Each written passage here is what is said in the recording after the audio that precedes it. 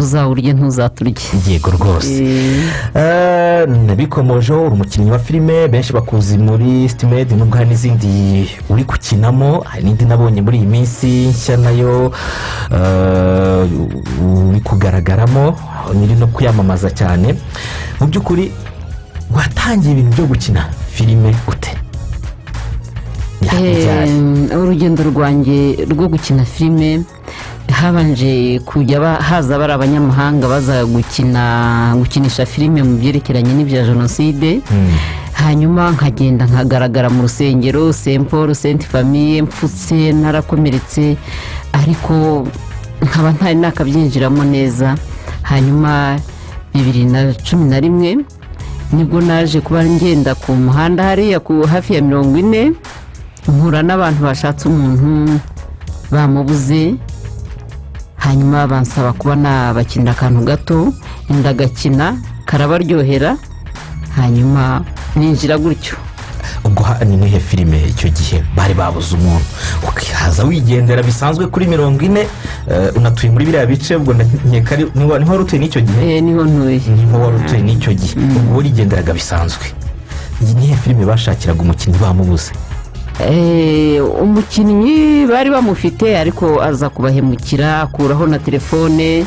Hanyuma baramubura, kandi bamubura bamaze gushaka aho bakinira, ibikoresho byose babifite. Hanyuma babura rero umuntu bahita bisangamo nk'umubyeyi wabafasha gukina role, ari umuganga afata ibizami, abasha kubona uburwayi umuntu arwaye, akabasha kumufasha kubyakira, ibisubizo byavamo ibyo ari byo byose. nuko byagenze. Yari ihe filime nicyo nabazaga? Yari filime mbese bashaka kujyana muri leta ijyanye no kwigisha kurwanya uburyo abantu bandura ubwandu bwa sida, hanyuma n'uburyo bakwirinda, yitwa Icumu Ryica. Hanyuma nta nubwo nongeye no kuyibona, ngize ingorane rwose. Nkina mu kintu ari ubwa mbere, banshimira ko natinze neza, ariko ntabwo nongeye kuyibona. Aho hantu warigenderaga cyangwa wabonye abantu bagiye gukina filime, kumwe abantu baba bamaze gushyira hari ibyuma byabo rwose, ubona hari ikintu ukaza ugavuga uti ahantu habaye iki, ugahurura ukajya kureba? Nashwiye kubera ko ndi umuntu mukuru, ntabwo nigeze mpurura, ahubwo harimo umwe tuziranye. Ndamuramutsa, amaze kumuramutsa ndamutsa n'abandi, ngiye gutambuka ngo ngende, umwe abwira uwo ngo twari tuziranye iti wadufasha, ukabwira uriya mama akaba yadufasha, twe kugumya gutegereza umuntu tutazi iherezo rye. Nuko byagenze. Icyo gihe baraguhembye? Oya, ntabwo bampembye. Wakiniye ubu? Numvaga ari akantu gato mbafasha nkigendera, nkumva nta nubwo bimfasheho cyane. Wumva ntibigufasheho? Uravuze ngo mama ntiwari ubundi ufite imyaka ingahe kugira ngo abantu bumve n'ikigero urimo mu by'ukuri? 60. Ufite imyaka 60. Ubwo ukinnye muri iyo filime rero, urugendo rwakomeje rute? Urugendo uburyo rwakomeje, abatekinisiye bari barimo bahise banyaka inimero za telefone, ndazibaha. Hanyuma hakurikiraho indi filime niyo nagiye gukinamo. Hanyuma nkomeza urugendo gutyo, numva nanjye bitangiye kunzamo, numva bitangiye kuryoha, ndakomeza. Ubwo icyabiryoheje ni iki cyatumye wumva bitangiye kuryoha? Nuko hari icyo wari utangiye gukuramo nk'amafaranga, cyangwa n'izina wari utangiye gukuramo, wanyura ahantu bati Beata nguriya? Icyabiryoheje mu by'ukuri ni iki cyatumye none bitangiye kuryoha reka komeza? Ikintu cyandyoheyemo nuko nashishoje nkasanga hari inyigisho ndimo gutanga. Nicyo kintu cya mbere cyandyoheye, kuba ndimo gutanga inyigisho yagera ku bantu benshi ikabafasha. Yego. Ubu rero uzwi cyane muri Stimed, ni filime y'uruhererekane itambuka hano kuri televiziyo y'u Rwanda. Iyo wayinjiyemo ute? Stimed uburyo nayinjiyemo, nagiye kumva numva barampamagaye kuri Filifem. Imbere byari twahitaga ku Nyarwanda, hanyuma ubu bwongera ngo hari bitandukanye vuba. Barampamagara bati turagushaka, witwa Neri. Arampamagara ndagenda twagutoranyije ku mubyeyi uzakina muri uyu mwanya uzaba nyina w'aba bana gutya na gutya, mpera ko mbibonye ndabyishimira ntangira gukina gutyo. reka nsubire inyuma ukiri muto kuko urumva n'ibintu winjiyemo umaze gukura. ukiri muto wari waragerageje ibintu nk'ibyo byo gukina amakinamico by'amafilime ibyo mu gihe cyanyu byari bitaraba cyane, wari waragerageje gukina bya bintu by'amakinamico mu mashuri ahantu nk'aho ngaho? nkiri muto hari ibintu bitatu nakundaga gukina théâtre, nkakunda umupira, nkakunda kuba umusirikare. ibyo bintu uko ari bitatu nabikundaga cyane. nibyo byari biri mu maraso yanjye cyangwa mu bitekerezo byanjye. ubwo bivuze ko icyo cyo gukina ikinamico niba ari cyo cyaje gutuma uyu munsi uri muri filime. utangiye gukina mu by'ukuri uyu munsi uko gukina amafilime wavuga ko bikumariye iki? kuba nkina filime bifite ikintu bimariye kinini cyane. icya mbere kumenyana n'abantu benshi, kugira inshuti nyinshi, nacyo ni ikintu nk'agaciro. hanyuma hagakurikiraho amafaranga, kuko amafaranga dukemurira ibibazo byose byinshi.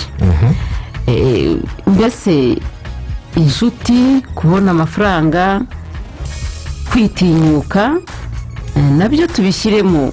kuko hari umuntu ushobora kuvuga uti mubonye bwa mbere akaba atakujya imbere ngo abashe kuvuga umurebana. ariko ubu naritinyutse, ariko nitinyutse bidashira isoni, nitinyutse bikomeza umuco wanjye. hanyuma nitinyuka ku buryo nshobora kuvugana nawe singire isoni, singire iki. mbese urumva ko ari byinshi. iyo uri umukinnyi wa filime ukagira isoni ntabwo bikunze kubaho. amafaranga reka ariyo mperaho. amafaranga mukorera muri uru ruganda rwa sinema hano mu Rwanda, umuntu ufite umuryango, ni amafaranga mubona ashobora kukubeshaho mu gihe cyose utagira ikindi ukora? kuri jyewe rero uburyo mfata ikintu, nta mafaranga aba menshi, nta nubwo aba make. ayo ariyo yose uko aje mbasha kuyekonomeza, nkayabyaza ibintu byose. nk'uko umuntu ajya gucuruza, nk'uko umuntu ashobora gukora muri biro runaka akorera 500, undi akorera 100, bose babaho. bose babaho. burya biterwa n'uko wowe ubwawe amafaranga uyatwaye n'uburyo uyakwije mu byo ukeneye byose. ese buri gukorera ngahe nko kugira ngo wenda tuvuge nko gukina muri izi z'uruhererekane? wenda abatoya hari ukuntu avugira ati ariko nk'ama abantu bakuru ntega ko batari ibintu byo guhisha. ndi umuntu mukuru, ntabwo nasohora ibanga ryanjye. amafaranga nkorera muri Citymed muri iyi filime ica kuri televiziyo y'u Rwanda aramfasha, ankemurira byinshi. ikindi kandi Citymed kuba inyura kuri televiziyo y'igihugu kuri jye ni iby'agaciro. hari akazi kenshi mbona kubera byonyine umushoramari yaje yambonye ahantu nk'aha kuri televiziyo y'u Rwanda, urumva ko hari icyo binyongerera. utangira gukina amafilime, abana bawe, ufite abana bakuru, hari abashatse, hari abafite ubukwe ufite ubukwe muri iyi minsi. yego, muri iyi minsi ni mu kwezi gutaha, mu kwa kabiri. yagiye no gushaka umukobwa yamamarije kuba nyampinga. twebwe iwacu ntitworoshye, kugira ngo se twakwihangika. reka da, yego, turatoranya, ntabwo dupfa gutora ibyo tubonye. abana bawe mu by'ukuri babifashe bate babona utangiye kujya mu bintu bikwexposa? abana barabyitegereje, bampa agaciro pe. barambwira bati mama nimumureke yisanzure mu byo yumva, cyane cyane ko tubonye nta n'ikibi kirimo. turabona atanga inama, turabona rwose amarore bamuhitiramo ari amarore y'umubyeyi koko. abana bampa ubwisanzure ndisanzura nuko nta wigeze abigaya, nta n'uwigeze agira gute, ahubwo bagenda bangira inama bati jya ukora gutya. uvuze ko bavuze ati mama mumureke mumuhe ubwisanzure, hari andi majwi yari yazamutse se abandi bantu bavuga ati uyu mubyeyi ugiye muri biriya bintu, hanyuma abana akaba aribwo batangira kuzavuga ati umubyeyi wacu nimumureke. hari hatangiye kuzamura amajwi y'abantu bamwe muri famiye b'inshuti ati rwose biriya bintu ni iby'abantu bakiri bato. ndangije ijambo nababwiye kugira ngo baceceke, nuko nababwiye ko igihugu cyacu kirimo abato n'abakuru. abana bazabaho bagira umuryango, usange abana bavindimwe ari batatu batagira se batagira nyina, niba kiriho nagaragare. nuko rero nababwiye biceceka bityo. ubwo washaka guhuza ubuzima bwo muri filime ko ari nk'ubuzima busanzwe? ubuzima bwa filime ni nk'ubuzima busanzwe. niba umuntu ari mwene Karori, biragaragara ko Karori yapfuye cyangwa akiriho, na Beata akiriho cyangwa yapfuye, ubwo urumva rero ko ni ubuzima busanzwe. barongera bati mama amarore bamuha ni meza n'ay'umubyeyi, nawe ukavuga ko uyishimira. bivuze ko hari rore udashobora gukina, ibyo umuntu yateguye filime araguhamagara ati Beata rero ngiye kuguha ikiraka, nshaka ukina muri filime rore iyi n'iyi, amafaranga ngaya ku meza. hari rore utakina? hariyo ntakina. y'urukozasoni itatira umuco wanjye, umuco w'igihugu navukiyemo ndawemera. rero iyo hatangiye kuza ibinyuranye ntabwo nabikina, kabishye niyo yaba ari amafaranga, kuko amafaranga ahoraho. niyo ntayikina muri iyo nakina no mu yindi. ibi bintu byatuma nk'umuco wanjye ntabwo nabikina. kugeza ubu hari izo wigeze wanga gukinamo? ntabwo barazizana, ariko bazizanye ntabwo nazikina. ntabwo wazikina. ubu uri icyamamare rero, uri umusitari. urabyemera ko uri umusitari? ntabwo ndabyemera cyane. ubwo ni wowe ubibona wenda cyangwa uko ubyumva, ariko kuri jyewe mba numva ndi umuntu usanzwe. uba wumva uri umuntu usanzwe, ariko mu by'ukuri ubyemere cyangwa ubihakane uri icyamamare. iyo unyuze mu nzira hari abantu bati dore mama Nick, ukabona abantu bakwirukansa, ukabona abantu barakureba, ukabona abantu bavuye mu byo bari barimo. ibyo byo bibaho. ukabona umuntu niba yacuruzaga avuye mu iduka arasohotse arandamukije ati wambabariye tukifotoranya, ese wambabariye nkazagutumira mu birori by'umwana wanjye, wenda ibintu nk'ibyo. njya gusohora abakobwa benshi, ukabasohora kubera yuko uri icyamamare. n'ibyo bizamo abantu kuba ko yakubonye muri filime akabona uri umuntu w'icyamamare ati ngwino usohorere umwana cyane. ahantu afite ikibazo gikomeye cyane. rero kuri wowe wavuze ko umuco wubaha cyane. iyo umuntu agukodesheje ngo uze umusohorere umwana, hari umuntu utari musanzwe muziranye, usibye ko wenda ujyayo kubera ko ari amafaranga nyine utayareka, ibyo bintu bifata ute? uburyo mbifata ni nk'uko n'umuntu aza akambwira ngo ndashaka kuzankinira filime runaka, nkayikina. ntabwo mba asanzwe muzi, tuba duhujwe na cya gikorwa, ariko ndayikina ko mba ntamuzi. umuntu kuba ngiye mu munsi mukuru w'umwana we, muri aniveriseri y'umwana we, nkagenda bakanyishyura nta kibazo kirimo. cyane cyane nditsa kuri icyo kintu cyo gusohora nk'umugeni. ubwo si nko gukina filime mu bukwe?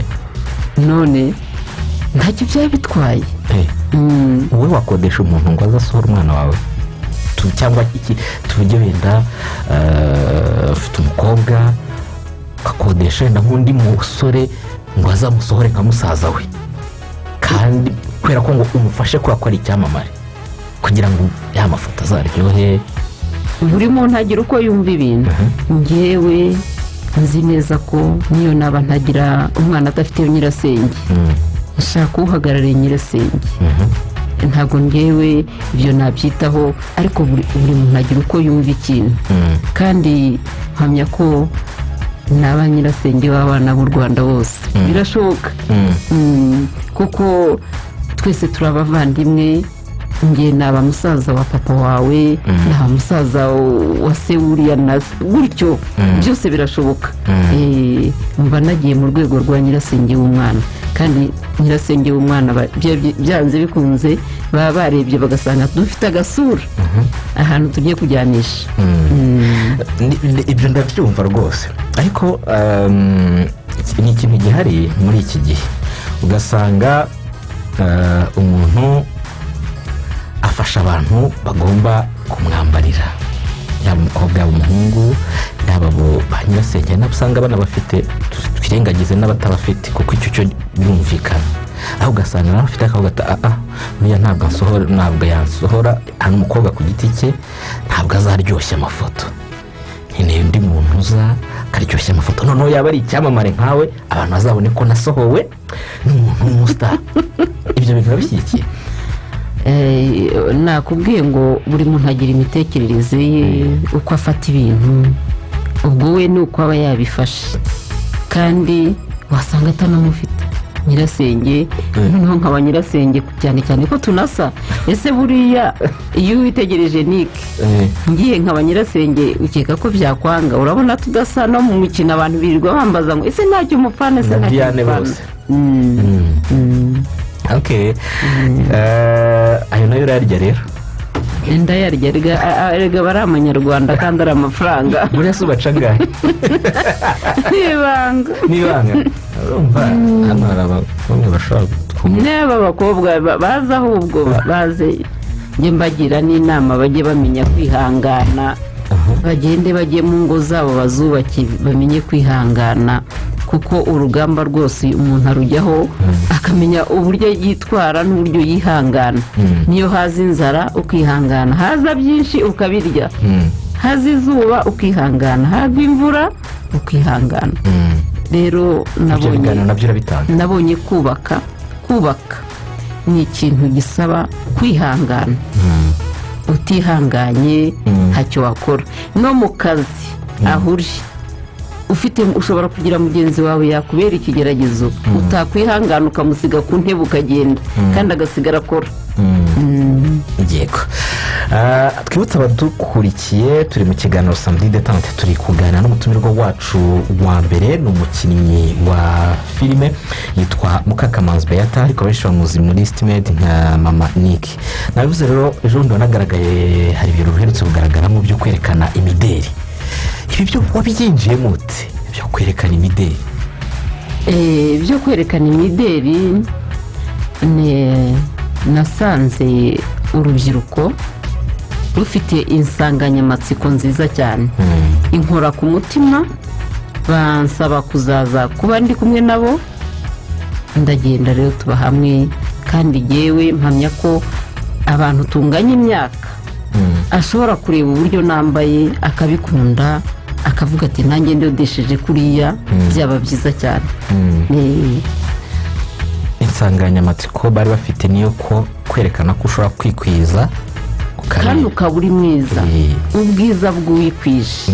bivuga ko ushobora kwikwiza, ushobora kwambara ibintu birebire, ariko uwakureba akabona ko uri mwiza cyangwa uteye neza. ntabwo byananira kubireba ngo nuko umuntu yambaye ibintu birebire, umuntu arabibona. ni ibintu uzakomeza ibi byo kwerekana imideri, cyangwa iriya nshuro imwe kwa ko wari ukunze insanganyamatsiko bari bafite, ubwo nyine ukaba byihoreye, cyangwa uzakomeza nabyo n'indi ushobora kuzamura? nzakomeza. n'ubu nshobora kubona umushoramari umbwira ati jya kunyerekanira imyenda, nkagenda nkayerekana ku myenda idodesheje, ku myenda yo kwambara imanitse, idoze, byose birashoboka.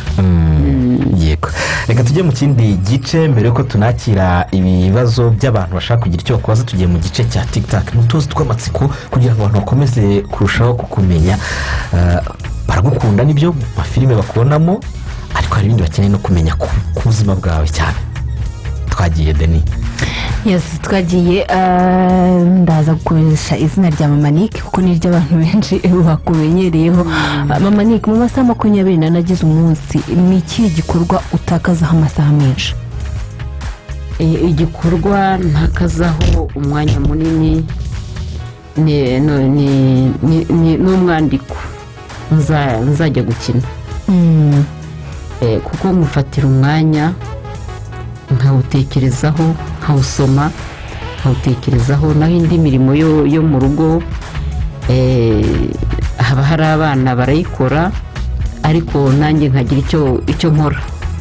ngira icyo nkora, namara kugikora nkaruhuka, nuko nkajya muri ibyo, nabivamo nkaruhuka, nkongera nkatangira ibindi bikorwa. ni ikihe kintu kiguhenda mu buzima bwawe bwa buri munsi? ikimpenda nshyira imbere ni imibereho, kurya, kunywa. mu gihe umaranye n'abo mukinana muri City Maid, ninde wigiyeho byinshi? abana banjye mbigiraho byinshi, abana banjye baranyura, mbigiraho byinshi. Diane na Nick rwose buriya hari ibyo mbigiraho bitari mu mukino. n'ibiki? ndaye nk'urugero uburyo babana bitari mu mukino. bitarimo twe kwinjira mu mukino. ubu mu buryo mu buzima busanzwe, uburyo babana, baraganira neza, bakungurana ibitekerezo, ukabona aho barimo gushakisha, umwe ari kugira undi inama ati dukore gutya, dukore gutya. cyane cyane ko buriya nyuma ya filime bafite ibyo bakora, kandi nanjye ni uko. ninde ubasiza cyane iyo murimo gukina City Maid? Nick. byagutwara amasaha angahe witunganya uza hano? ntabwo njya nitunganya umwanya, nta mwanya nitunganya kuko nta bintu nishyiraho bindi bidasanzwe. ni amavuta nisiga ntaguruka nkagenda. muri aka kazi ko gukina filime ni ikihe kintu kikubangamira? kuko ari akazi gasa naho ari aka buri munsi, nta kintu kimbangamira, cyane cyane ko baradukoresha ariko bakaduha n'umwanya wo kuruhuka. ntabwo badukoresha ngo bwire, oya, turakora ariko tukaruhuka. ubwa mbere bibona kuri televiziyo wabyakiriye ute? ubwa mbere nibona nabanje gusa n'ugize isoni, nahura n'abantu bambaza ngo ni jyewe, nkumva nshatse kubihisha. nari nkifite akantu ko kwitinya, ariko ngeze aho ndavuga nti ariko umuntu ukora akazi kamuhemba ni gute yitinya atari ukwiba, atari ibintu bisebetse. mbyikuramo rero. mu myaka 60 umaze kuri iyi si, ubona ari ikihe kintu umuntu yakwigiraho? ikintu umuntu yanyigiraho ni ukuba ushobora kujya mu kintu kabishye, n'iyo abantu bakinegura bakivuga, ngenzi neza ko kimfasha, nkagikomeza iyo nzira, nkayikomeza. ni ikihe kintu kikunezeza mu buzima? nezezwa n'abana. ni ikihe kintu noneho utinya? ni byinshi umuntu atinya, ariko cyane cyane kuba nasitara ku muntu ndabitinya. gusitaraho, kuba nasitara ku muntu ndabitinya.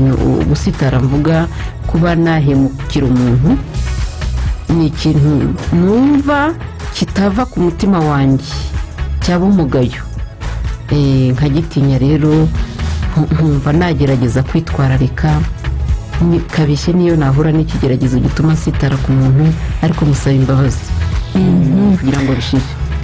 ninde mukinnyi wa filime wifuza kugera aho ageze? gute umukinnyi wa filime wese nzi icyama nkagera aho uriya ageze? buriya rero sinjya nkunda gupika ku by'ahandi kureba ku by'ahandi kuko uriya ashobora kuba ageze hariya ariko akina mu buryo ntakunda. nkunda ab'iwacu, nkunda abanyarwanda bene iwacu iyo bakinnye kuko biba biri no mu muco wacu. hari nk'umwe se wenda wavuga uti runaka rwose ndamutse mbashije gukina nk'uko akina cyangwa ibintu nk'ibyo? ni abavuga haba abagabo abakobwa nk'uwitwa Irunga arakina bikanshimisha nkabibona rwose bikanshimisha. nuko na Nkota Eugene arakina nayo bikanshimisha. abakiri bato rero bo Nike wanjye aranshimisha. uramutse ufite ubushobozi bwo kuba watembera ahantu hose nihe wahitamo kujya utubwire n'impamvu? ibihugu najya gutemberamo nabitemberamo njya kureba ibyo bagezeho ariko umuco wabo ntabwo najya kuwureba kuko umuco wacu mushyira imbere buri teka mbona ari na mwiza. ibihugu najyamo kureba ibyo bagezeho twe wenda tutari twakandagiramo cyangwa se twanabasumbye natembera Afurika. noneho uramutse utakiriho wifuza kuzibukirwa kuki? ikintu numva nazibukirwaho nshyize imbere kugeza ubu ndashaka kwegera urubyiruko, kubaganiriza, kubabwira be guta umuco kuko nibawuta bazaba bibagiwe igihugu cyabo. nicyo kintu mparanira kugeza ubu, numva mu minsi iri imbere nshaka kubitangira. murakoze cyane.